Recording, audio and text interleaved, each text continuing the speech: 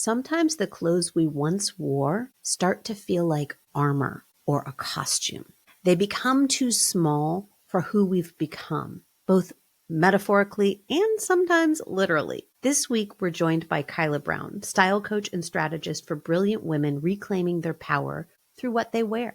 We talk about style as a tool for daily embodiment, how conditioning hides in our closets, and what it means to dress from the inside out. Because really what we're talking about here with our clothes is identity work. This isn't about image. It's about coming back to our personal power. Keep listening and maybe share this one with someone you know is ready to start showing up as their true self.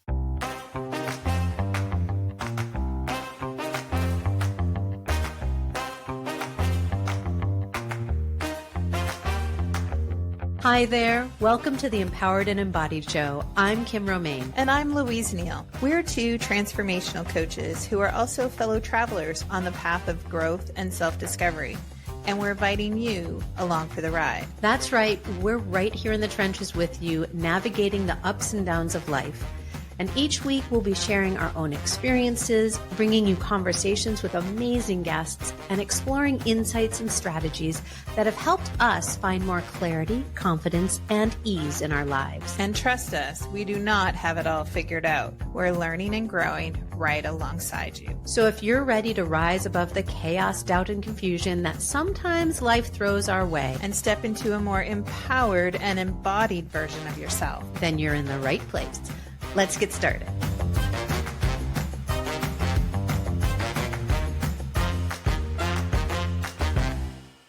Hello, everybody. Welcome back to another episode of the Empowered and Embodied Show. I am one of your co-hosts, as always, Kim Romain, joined by the lovely and incomparable...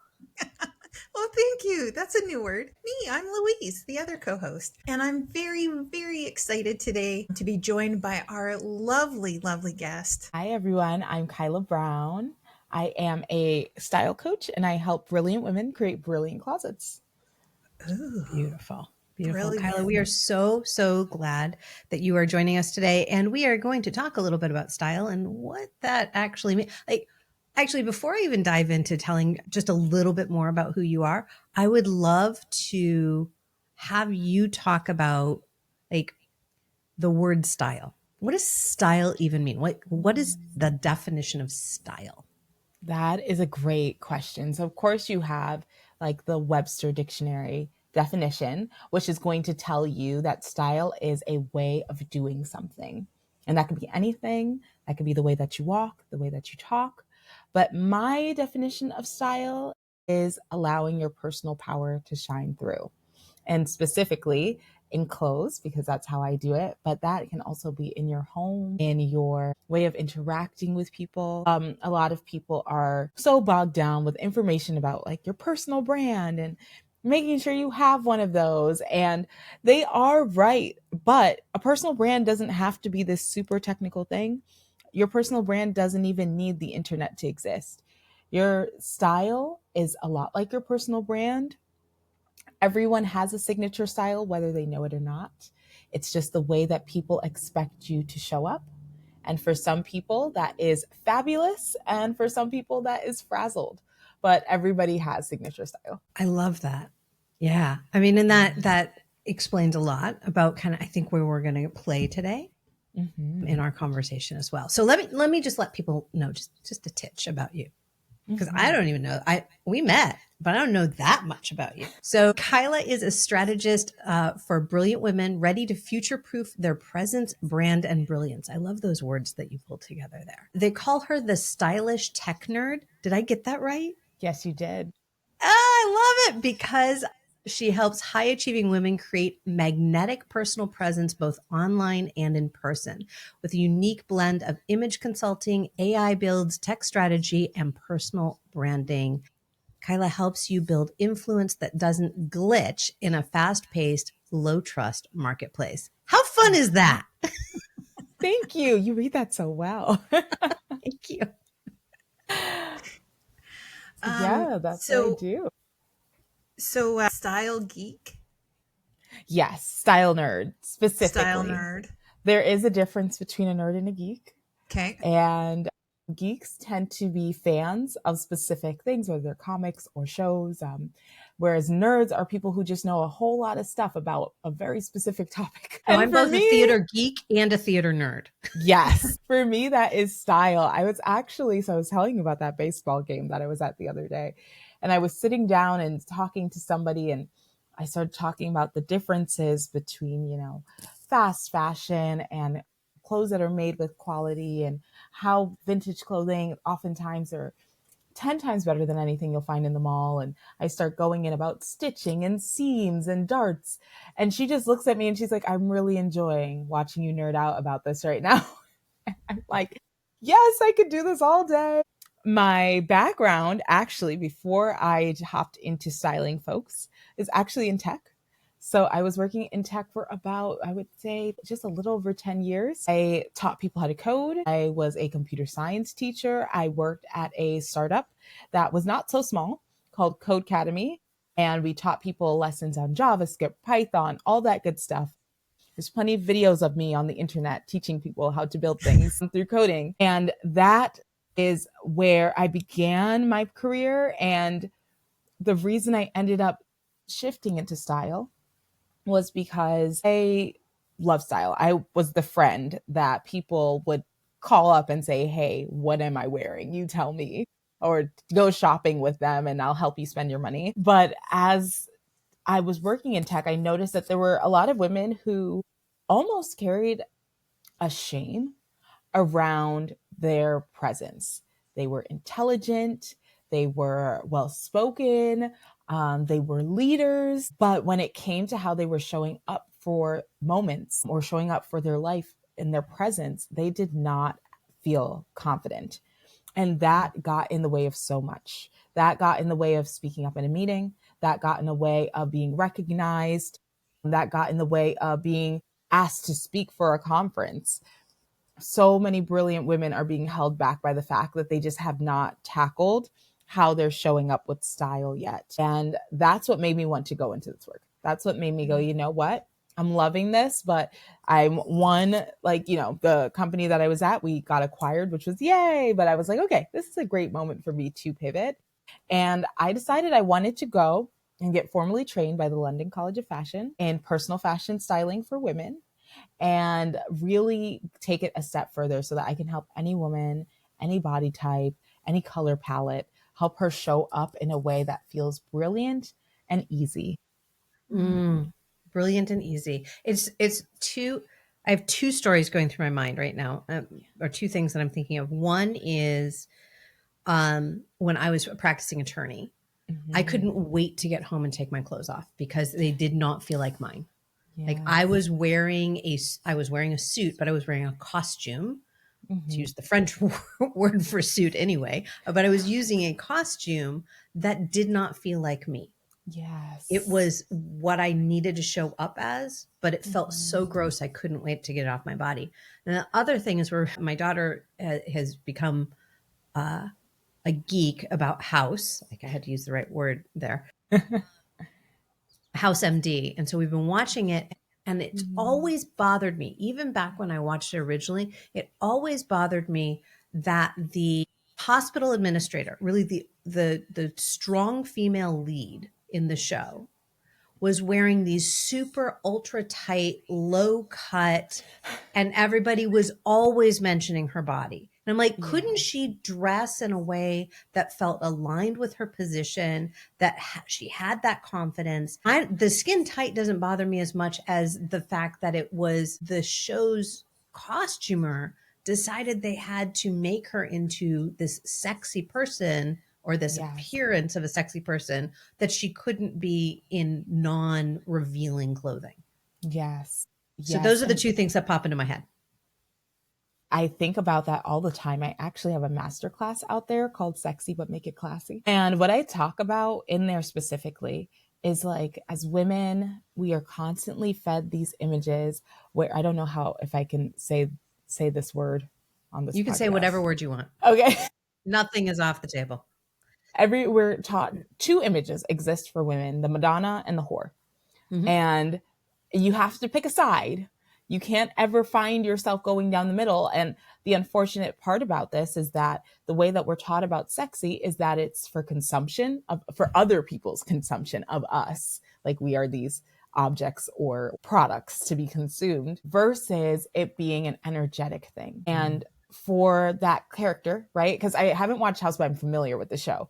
And for that character, she is now becoming a bit of a butt of a joke, even though she's a very intelligent woman. Mm-hmm. She is also being disrespected, even though she holds a position of authority.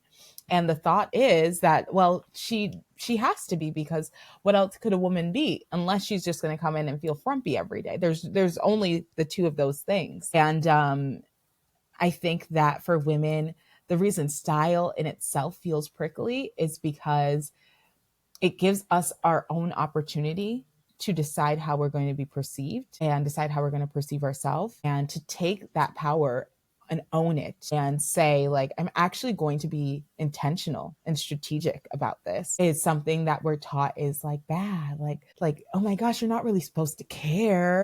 Caring is like for those girls. We don't care, especially us smart women. Us smart women, we're too smart for that. Whereas a smart woman is actually very strategic. A smart woman cares about her style and cares about her appearance so that, one, she feels like she can step into the role she needs to step into for her life. And two, she's also being received by the world in a way that makes her feel comfortable versus her hiding or being the punchline for a sarcastic narcissist like House. It really is about like this deeper connection with who we are. And it's like, how do we take who we are on the inside and like personify it? Like we bring it out, right? Of who we are so that we can see it and others can see it. But it really impacts, like the clothes I wear absolutely impact the kind of day that I'm having. Mm-hmm. It impacts my confidence. It impacts how I feel about my body. If I'm trying to shove myself into clothes that no longer fit me, that is a recipe for disaster. Yes. When I put on clothes that fit and feel good, I feel fit and I feel good. Yeah. And it's so amazing how these things that just touch our skin like can really impact how we're showing up in the world, but also how we're feeling about ourselves. 100%. I feel like getting dressed, the act of getting dressed is really underrated. Style is very energetic. Getting dressed is the one habit that we're at least supposed to do daily. Sometimes we have those days. We all have those days, but we're supposed to do daily. It is a daily act in identity work that goes under the radar all the time. It is a daily. I just want to pause right there. Like, we're not going to skip over that. Say that again. Yes.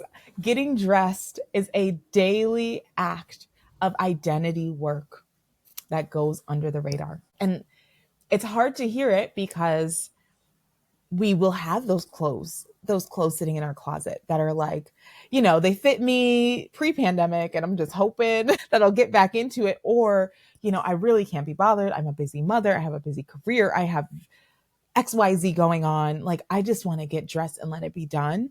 And there's nothing wrong with that. That's why I always say your style should be brilliant, but easy.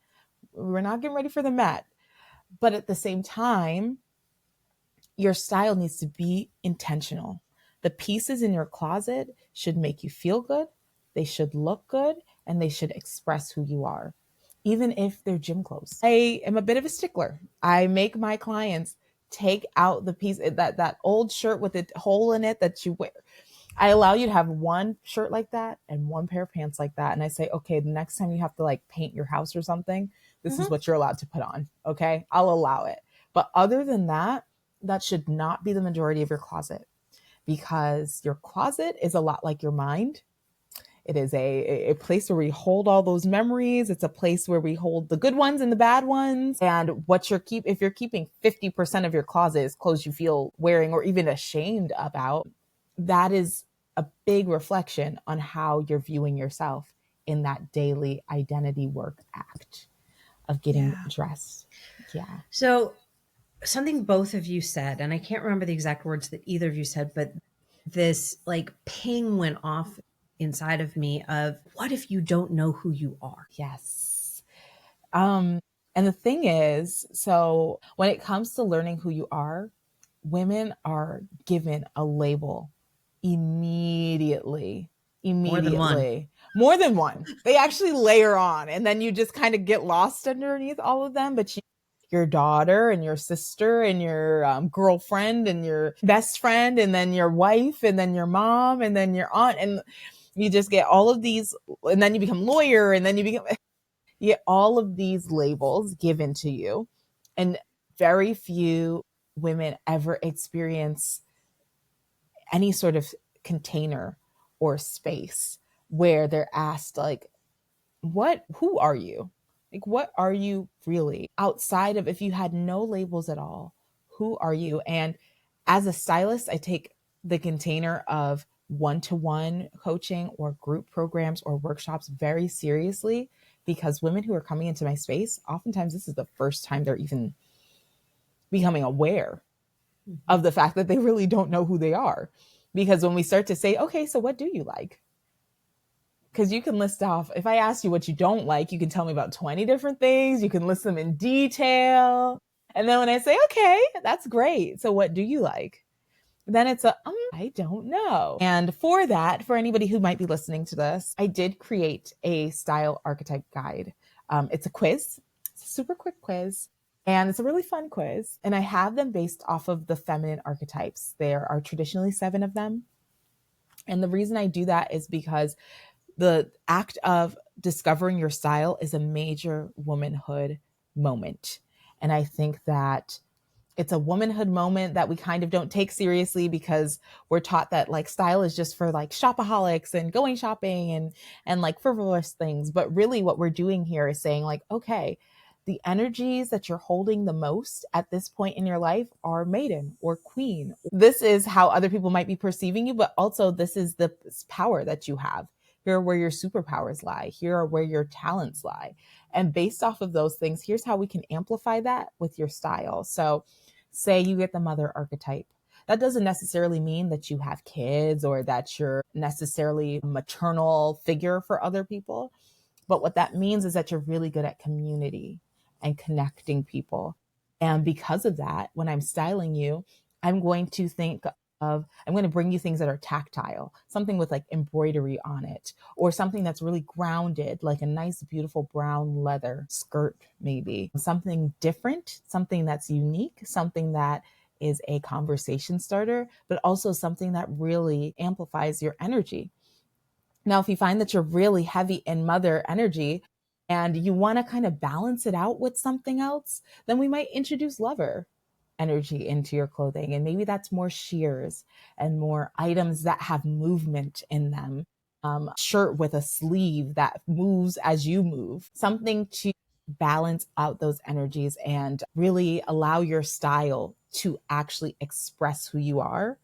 And it's not that anybody is any one archetype. We're all of them. We all have all of them. However, when it comes to that question of like, who am I? What do I like? A lot of the times when you remove all those labels, what you have is who you're being. And that's why I use the feminine archetypes as my style archetypes. I love that, because we start to put a little bit of language around what that is. So now I can actually start to kind of see it a little bit more than just like this word style. I had this moment not that long ago where I had this event to go to, and I was like, I'm not a great networker, very introverted. And so I'm like, okay, here I am. I'm going to this event. I look in my closet and it's full of my old corporate life. That was 8-10 years ago me. And so I'm like, here's this power shirt, right? That I was like, I loved it at the time. I felt really confident when I was wearing it. It was like, yeah. And I'm like, that's who I want to be right now. And I go to put it on and it doesn't fit. And it's like, it starts to feel gross. And I'm like, how come I don't feel confident anymore in this shirt? How come it feels like it's wearing me and I'm not wearing it? And it really, like, it impacted my whole night. I wore it anyways. And I was at this event and all I could think of was like these sleeves are like, they're bugging me. And I was like, now this thing here, and now I can feel the tag. And it's like, I did not show up as my best self at all in something that I felt was my best self. And like, that really shook me. When you talk about identity and like figuring out like who we are, it was like this, I don't know, this revelation of like, that's who I was. But now I don't have anything that expresses who I am now. And so I cleaned out my closet. I took everything out of my closet. I put it in the spare closet. And I'm like, I'm only going to put things in my closet that actually feel good. And I started to bring a few things back. And then I recognized I'd put something on. I'd wear it around the house for an hour. And I'm like, gross, right? Like, I don't feel good at all, into the donation bag. And a few things were hard to do because it was like, oh, but I loved this. Oh, look at this color. Oh, the color just, right? Oh, it's me. But I'm like, but it doesn't feel good. It like pinches under the arms now. And it's like, or I'm tugging down on it because I want it to be longer. And it's like, well, I'm going to have to say goodbye to that thing that was me. But it's a process to go through. But yeah, like, Kyla, what's going on with me? What's happening?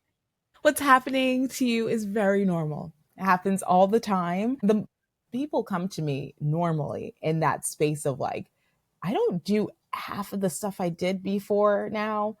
Help. Whether that's I don't work in corporate anymore. I don't go to the club and drink as much as I used to. That happens. I don't live with that man anymore. That happens. And that becomes such a beautiful moment in like womanhood, in our experience as human beings, where we've hit the reset button. And I love that you gave yourself full permission to hit reset. And that is what women, ladies, if you take one thing away today, give yourself full permission to hit the reset button. Is it going to be comfortable? No, but that's like anything in life. Anything that's worth doing usually isn't the most comfortable at first, but it is fully worth it. Giving yourself the permission to hit reset on your style, pull out what's not working unapologetically, even if it feels like, oh my gosh, most of my clothes are sitting in a pile on the floor now. Nothing is in this closet anymore. I think that we feel shame around the money that was spent on things that we're not going to wear anymore. The strangeness of seeing negative space or empty space in our closet feels like, oh no, there's something wrong with that. It's supposed to be full all the time. And feeling like you'd rather fill the gaps with things that don't really align with you than seeing things be empty. I think that when women are in that space, they need the permission to have a reset moment, especially if you're attempting at doing it alone, which like props to you because that's usually where women get the most stuck. But to any woman who's in that space, along with hitting reset, you also need to get clear about what it is that you do want to fill that space with. So that is why I have, like I said, the Style Archetypes quiz available for folks. I have the Closet Essentials checklist available for folks just to help you get clarity around what you really need. And those closet essentials specifically, it doesn't matter if you feel like you're a preppy person or a classic person or a boho person. Everybody needs a great pair of jeans. Everyone needs a great pair of trousers that fit well. Everyone needs a great clean white t-shirt. These are items that are just going to carry you through and allow yourself to almost be a bit of a blank slate because they're all pretty basic items.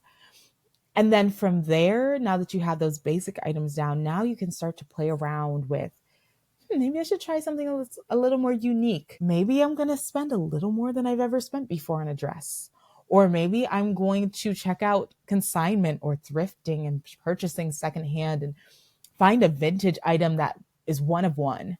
But these are the moments now where you get to let yourself play and explore and discover what you actually truly really like. And then from there, now you're starting to curate a closet versus feeling like you're wearing a costume. When you were talking about that blank space, right? The empty space, the negative space in your closet. I feel like that could be talked about with, it can be talked about with food. It can be talked about with money. It can be talked, right? All of these areas of our life can also be talked about our mind. It can be talked about with our energy. It can be talked about with our emotions and our heart, because we don't, when there's an absence of something there, we panic. It's like, what did I do wrong? How did I not do this right? How am I going to ever fill it again? When we don't actually have to fill everything, right? I just went through this move. And so big purge as we were leaving, but then we did it quickly. So we didn't purge everything. We're purging again as we're coming into this space. We're opening boxes and we're like, oh, why? That doesn't need to be with us anymore. Yes. I'm getting ready to go on a trip, and it's very much around like, okay, I'm going to be 14 days on the road. I'm not going to have a wash day in between. Normally when I go that long, I'm not going to have a wash day in between. So how am I going to pack for 14 days for international travel with differing temperatures in one suitcase? Now, it's not going to be a tiny suitcase, but one suitcase. And what I'm noticing as I'm going through my stuff, I'm like, but I haven't even worn that. Like, I'm trying on new things too. I'm walking through the house. I'm like, ooh, is this something I could do? I've found a couple new things, and then I've found other things. And I'm like, I really don't, why did I even move with this? And again, it's like, how do we let it be okay to have that negative space? How do we sit in that discomfort and know that that's not a reflection on us, that we've done anything wrong? Yes. You would be shocked how many times there are tears in sessions. No, I can feel it very deeply. Yes. And we make space, we hold space for it, because your closet, like you said, like your money, like food, they're often the issues that we're seeing are symptoms of larger issues. So they're going to come up, and that is okay. It's beautiful for it to come up. It's a beautiful thing for it to come up. And I think that when it comes to style, a lot of women are stuck in survival mode, and it shows. People can actually see it on you. And that's not a bad thing or anything to be ashamed about, but your closet will tell on you. It will tell on you. It will say, hey, Kyla has a hard time with letting go. There's some abandonment issues here. Or my closet will say, Kyla's self-worth is not where it really needs to be, because she feels like every item in her closet should be under $10. If it's more than $10, she's being frivolous. Like, people like her don't have things like that. Your closet will really tell on you. And I think that when it comes to having that negative space, I'm really not all that religious, but I grew up going to church, and one scripture or verse that keeps coming up for me a lot this week, which is strange, but there is this "be still and know that I am God" verse. It's pretty popular. I kind of, God's cool or whatever, but I kind of cut him out of that verse, and I've been saying, be still and know that I am. And sometimes in order to know who you are, you have to get still. You have to let things fall away. You have to let things feel uncomfortable and kind of be a blank slate. And that might be happening for you at 65. That might be happening for you at 25. That might be happening for you somewhere in between. But you have to be okay with the fact that, like, there's going to be an uncomfortable period before a period of beauty. And when that comes to style, there is going to be a period where it's like, okay, I feel like I have less than 20 items in my closet right now. Or I feel like I've gotten rid of all these suits that I used to wear when I was in this corporate job, and I spent good money on them. And what if I need them again later? And being comfortable with, but I'm going to let them go anyway. And if it were to pop up again one day, I have a corporate job again and I need it again, I'm going to trust that I'm going to be able to have the resources to take care of that when that day comes, versus feeling like you have to hoard moments or hoard clothing items for moments that you're not even sure will ever come around. And that can be uncomfortable. That's me with gala dresses. Like, my suits were relatively easy to get rid of. Some of them were hard because they were beautiful. I didn't Yes. like wearing them, but they were gorgeous. I was in nonprofit for so long as well. And so I have all these gala dresses and they're gorgeous. And I'm like, I want to have somewhere to wear it again is my issue. That is real. I'm going to hold your hand as I'm saying this and tell you to let them go. And, you know, I've said a lot of woo-woo things, but even down to the practical, gala dresses, suits, those are actually really great pieces to bring to your local consignment shop. If you have Poshmark on your phone, snap a picture or find an old picture of you wearing it, post it there and let those clothes give back to you.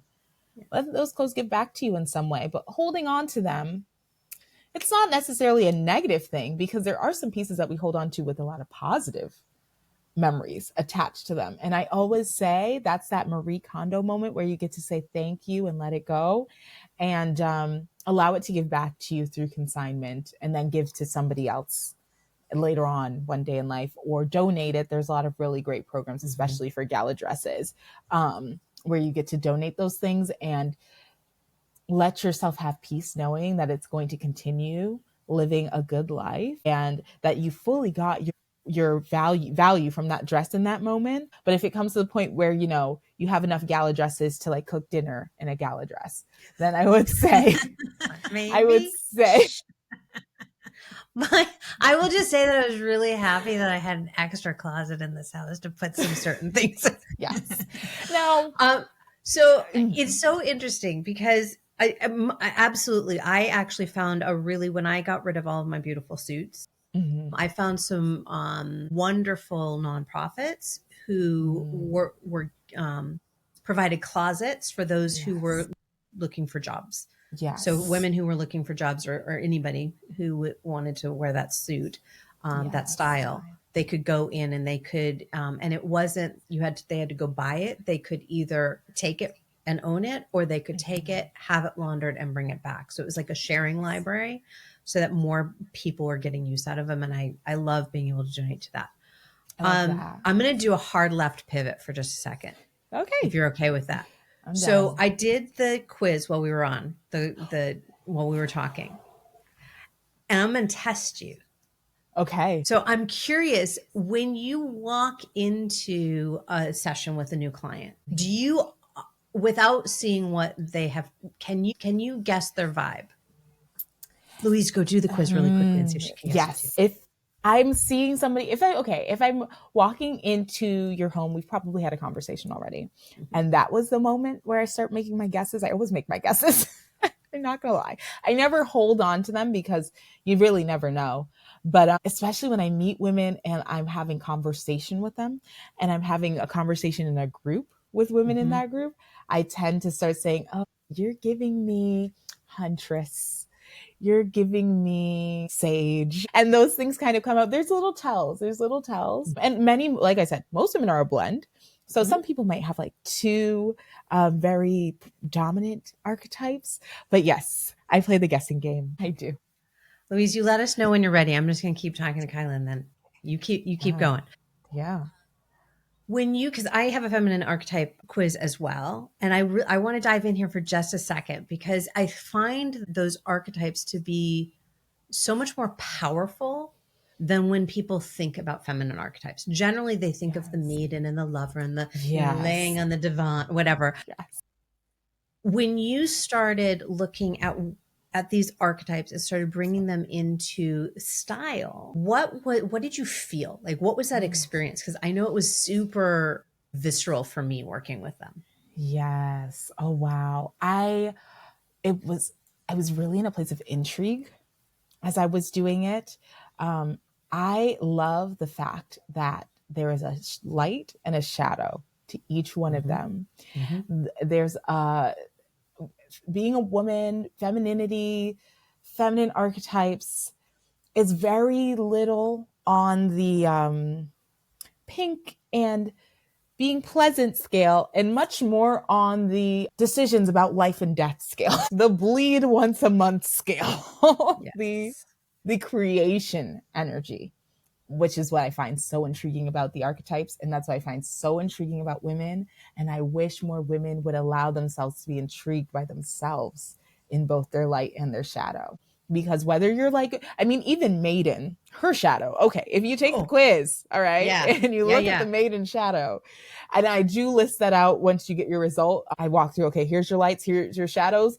Please don't be mad at me. I'm just saying, don't shoot the messenger. But even the maiden has shadow. Even the huntress and the mystic have their light. And I think that women might get caught up in the comparison game of thinking one is better to have than the other. You have all of them. None is better than the other. And the ones you least expect are the most fun to style. Yeah. Yeah. Well, it's so funny because I had been running a group and we were talking about feminine archetypes. They all took it, that it was all part of like how I was leading them into this. It was actually a business accelerator that I talked through it. Yeah, it's very cool. And one of the women was like, I took it 7 times and it kept coming up mother and I'm really pissed. And I'm like, okay. Yeah. She's like, it's mother and then healer. And I'm like, okay, why are you pissed about that? Yeah. And then I thought about my own thing when our daughter was 3 and that somebody asked her what she wanted to be when she grew up. And she was like a mama. And I'm like, you want to be more than that. And right. Because we have this feeling about mother as not being right. It's nurturing and it's soft. Oh yeah. But it is also mama bear. Exactly. Don't fuck exactly. And the thing is, mother in many ways is almost becomes the antithesis of creation. Mother, if there is no mother, there is nothing. There is nothing. And I think, unfortunately, a lot of that is our conditioning. It really is. It really is. Yeah. I mean, obviously, whatever thing that you do on a day-to-day, however you contribute to this planet, in a professional stance is huge. Okay. We're not saying that like, you don't have to choose. Welcome to the year 2025. If you didn't know, you don't have to choose. But at the same time, being mother, being maiden, being sage, being queen, being mystic, being huntress, being in those energies is really about how you're doing life. And if that woman sent me an email like, hey, I got mother 7 times and I hate it, I'd say, you know what? Maybe you need to go and read about what your shadow is with that as well, because that's also where a lot of your power is. The shadow for a mother, and hopefully I'm not mistaken. I need to pull this back. I might have to pull this up in front of me. But the shadow for a mother can be that overgiving. The shadow for the mother can be, overbearing maybe. But at the same time, in that shadow, in that power, is the fact that things are going to get done. If you want anything done, you call mother. You call mother and it gets done. Like you said, there's also mama bear. Mother is what would fix a lot of the problems that we're dealing with right now. Yeah. Mother knows her value. Yeah, not to go there too far. Not to go too far. Somebody needs to give someone a timeout right now. That's all I'm saying. Exactly. Mother knows the value of balance. Mother knows her value. That is crucial for all of the archetypes, but especially mother. Yeah. Very good. All right, Louise, you got yours done? I did mine. Okay. All right, great. So, Kyla, tell us who you think we are. Okay. And you'll tell me if I'm wrong.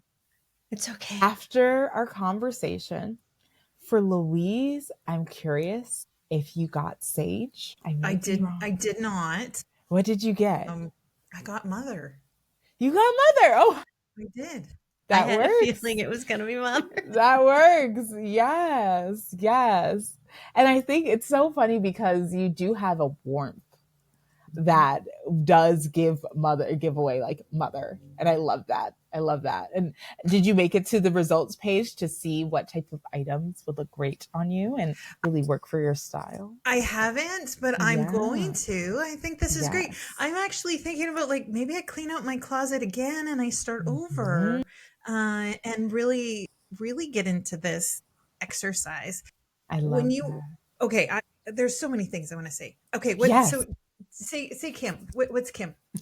Okay. Let's see if I can get at least one of the two. Kim. You give me huntress energy or mystic. I'm like caught between the two of those. Maybe I'm second guessing myself now. One of those is correct. One of them are correct? Okay. Is it huntress? No, I wish it were. Yeah. Okay. I have leopard print on, so maybe that kind of threw you off a little bit. That's what it is. No, I got mystic. Yeah. Okay. I love that. I love that. I got it and went, yes. Pretty much what my closet looks like now too. So yes. So you're aligned. Gala dresses. Especially with a precious stone on your necklace, it works. Exactly. Yes. And the thing is, even Mystic wears gala dresses. Even Mother wears lingerie. Okay. All of them show up for every moment of life, like getting dressed. Yeah. The quiz was super fun, super easy. Thank you for that. And I will say that at the end, like going and seeing, because there are the words that you use. So style dressing guide for the mystic, right? Soulful, serene, mystery, rich textured fabrics, flowing materials.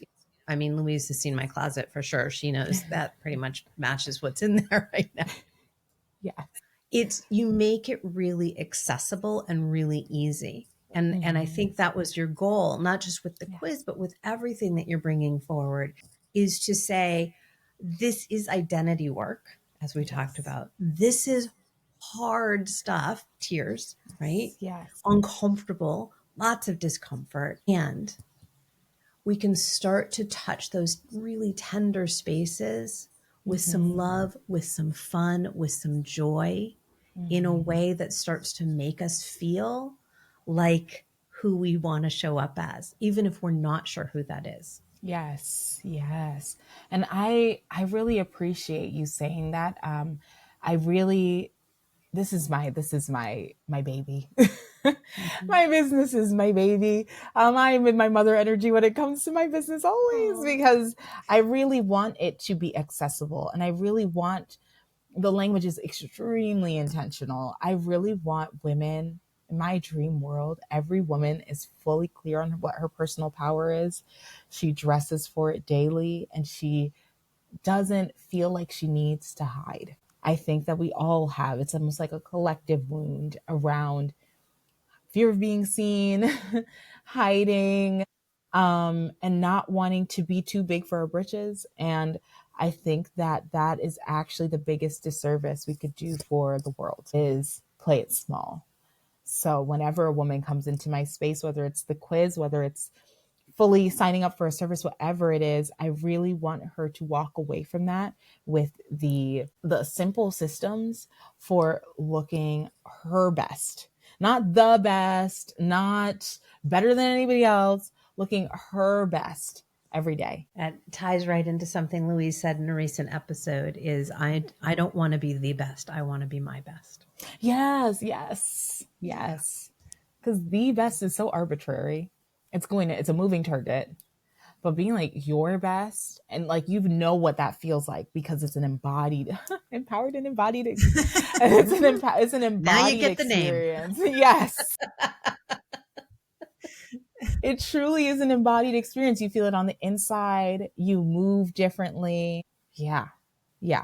It feels good. If we were to summarize in one little sentence, one takeaway that we want to make sure people have from this conversation, what is that? I'll say it again. Give yourself the permission to hit reset. And that could be with your closet or anything else. Give yourself permission to reset. Yeah.